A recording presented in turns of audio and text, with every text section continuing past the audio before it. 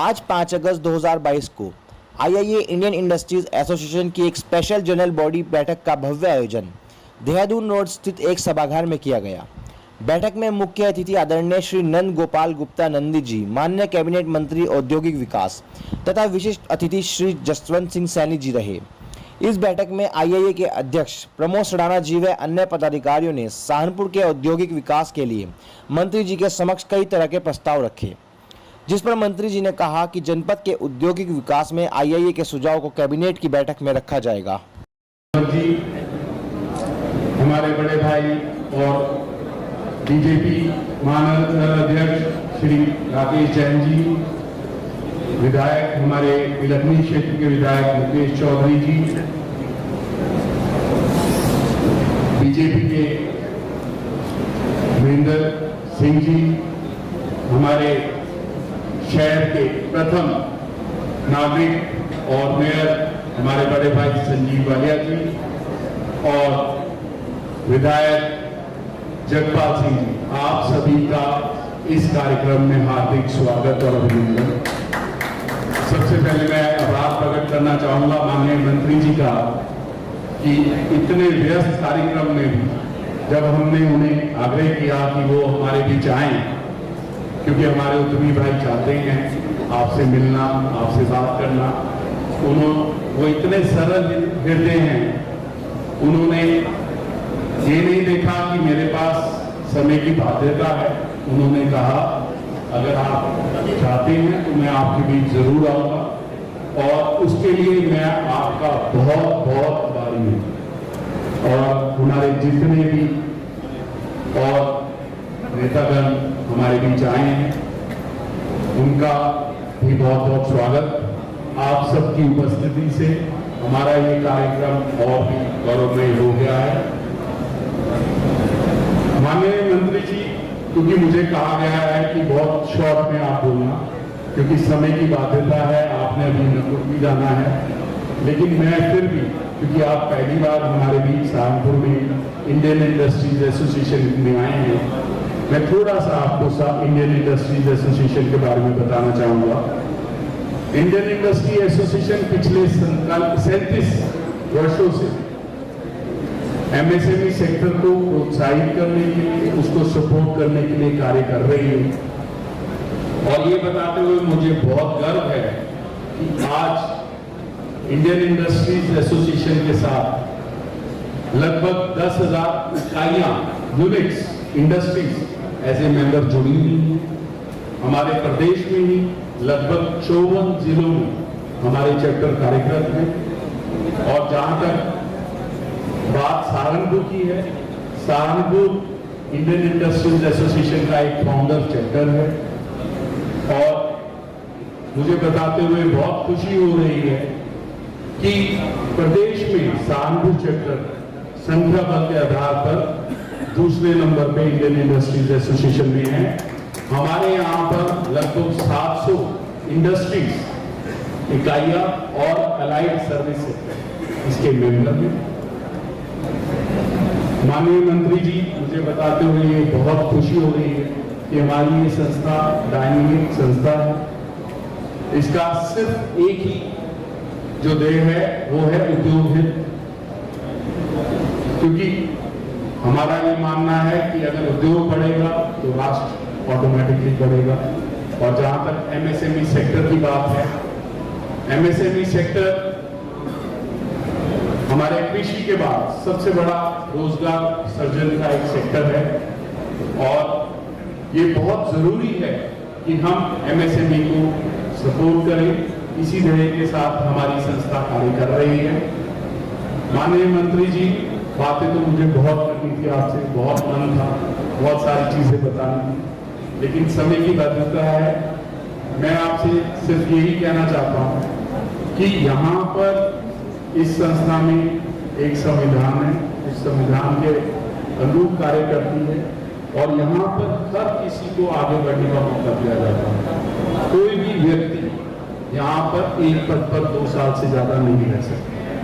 और जहाँ तक सहारनपुर क्षेत्र की बात करता हूँ, इसकी महत्वता इतनी है कि आज तक हमारे 3 राष्ट्रीय अध्यक्ष सहारनपुर चैप्टर से हुए हैं। और हमारी एक गवर्निंग बॉडी है जिसे हम सेंट्रल एग्जीक्यूटिव बॉडी कहते हैं, उसमें 21 मेंबर होते हैं और वो संख्या बल के आधार पर उसका चयन होता है। सहारनपुर से आज की डेट में 2 सेंट्रल एग्जीक्यूटिव मेंबर हैं। और मुझे बताते हुए ये भी बहुत गर्व हो रहा है कि जो इंडियन इंडस्ट्रीज एसोसिएशन है, जितने भी एमएसएमई के वर्किंग ग्रुप्स बने हैं, उसमें ये या तो मेंबर है या रिप्रेजेंट करती है एमएसएमई सेक्टर को। जो एमएसएमई सेक्टर की जो जरूरतें हैं वो सरकार को, शासन को बताती है और जो पॉलिसीज हैं सरकार की वो अपने मेंबर्स तक पहुंचाने का कार्य करती है। इंडस्ट्री में आ रही समस्याओं के बारे में बता रहे थे, तमाम हमारे सीनियर और वरिष्ठ नेतागण कह रहे थे कि जल्दी करिए, आगे भी जाना है। फिर भी वो जितना कुछ कह सकते हैं जल्दी जल्दी उन्होंने कहने का प्रयास किया, फिर भी मुझे लिख करके भी दिया है। मैं आपको इस बात का भरोसा दिलाता हूं, अभी मैंने आपकी जो एग्जीबिशन लगी है उसका फीता काटा है और उसके बाद तमाम स्टॉल पर मुझे आप ले गए हैं और मैं यहां पर घूम करके भले ही सैंपल के रूप में 10, 5, 15 स्टॉल पर हम गए हैं, लेकिन इस बात से अंदाजा लगा सकते हैं कि सहारनपुर इंडस्ट्री के मामले में, चाहे वो वुड की इंडस्ट्री हो, चाहे होजरी की हो, और उसके अलावा फूड इंडस्ट्री में भी, चाहे वो रस और चाहे कैंडी, ऐसी बहुत सारी चीजों को हमने देखा है। बहुत ही समृद्धिशाली और बहुत ही अपने आप में गरिमा में पूर्ण तरीके से अपने आप को, अपने को सजोए हुए है। बहुत लंबा भाषण नहीं करना चाहता, लेकिन मेरा मन है करने का। फिर भी क्योंकि गांव में अभी नकुल मुझे जाना है, नकुल में 2-3 प्रोग्राम है, एक आध प्रोग्राम और अभी पता चल गया रास्ते में, मुझे कान में फोन लगा के कोई पीछे से पूछ रहा, भैया वो प्रयागराज से फोन आया, जहां आप जा रहे हैं वहीं पर उनकी बहन का ससुराल है, आप वहां भी हो लीजिए, बगल में भैया रहते हैं, जरा सा वहां भी हो लीजिए। इस तरह से मतलब जितने प्रोग्राम लगे थे उसके अलावा भी हम लोग कई प्रोग्राम कर चुके, अभी आगे कई प्रोग्राम करने हैं। तो मैं एक बात कह करके उसी में समेट दूंगा और उसी से अंदाजा लग जाएगा कि हम कहना क्या चाह रहे हैं। मैं खुद इंडस्ट्री चला रहा हूं। इंडस्ट्रियल एरिया में किस किस तरह की परेशानियां होती हैं, चाहे टूटी सड़कें, चाहे वहां पर कोई आस पड़ोस में टेढ़ा मेढ़ा नेता, चाहे कोई गुंडा बदमाश, कोई भी दबंग आदमी, कोई कहता है मेरा लेबर रख लो, कोई कहता है मेरा मैनेजर रख लो, कोई कहता है मेरा गार्ड रख लो। इस तरह की समस्याओं से हम 2-4 हुए। मेरे ऊपर बहुत बड़ा आरडीएक्स रिमोट बम से हमला हुआ है और केवल इसलिए हुआ, आप सब यहां बैठे हैं, मैं कोई इस सफेद कागज को काला बताऊंगा, इस काले माइक को सफेद बताऊंगा, तो जाने के बाद कहेंगे पता नहीं क्या क्या बोल के चले गए। और अब आप सब लोग जो इंडस्ट्री चलाता है, जो बिजनेस कर रहा है, और बिजनेस ऐसा ही नहीं कि कोई गांव देहात में बेच करके वहां जो छोटी सी बाजार लग रही वही बेच रहे हैं, ऐसा बिजनेस कर रहे हैं जो एक्सपोर्ट भी कर रहे हैं। और एक्सपोर्ट जब करते हैं तो उसकी क्वालिटी चेक के लिए कितनी तरह के पैरामीटर, कितनी तरह की परमिशन की जरूरत होती है। तो यहां पर बैठा हुआ एक आदमी, एक व्यक्ति अपने आप में परिपूर्ण है, उसको मूर्ख नहीं बनाया जा सकता, ना भाषण से, ना बड़ी बड़ी बातें करके उनको समझाया नहीं जा सकता कि मैंने कहा काले को सफेद नहीं बता सकते, सफेद को काला नहीं बता सकते। मैं आपको ये कहना चाहता हूं,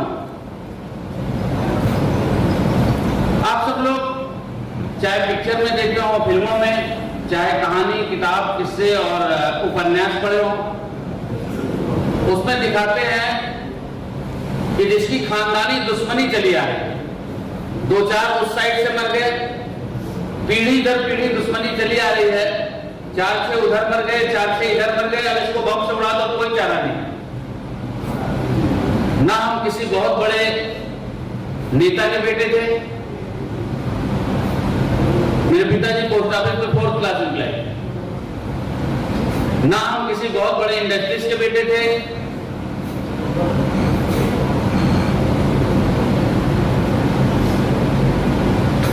और मेरे ऊपर इतना बड़ा बम ब्लास्ट हुआ जिसमें एक इंडियन एक्सप्रेस का पत्रकार मर गया, एक पुलिस का गनर, एक सिविल गनर, एक गाय और एक कुत्ता, और मिनिस्टर रहते हुए बम से उड़ा दिया। मिनिस्टर रहते हुए बम से उड़ाना मतलब पूरी सरकार को चुनौती देना। वो इसलिए हुआ कि इंडस्ट्रियल एरिया में जो गुंडे और बदमाश लोगों से पैसे वसूलते थे, हमने उसका विरोध किया और बंद किया।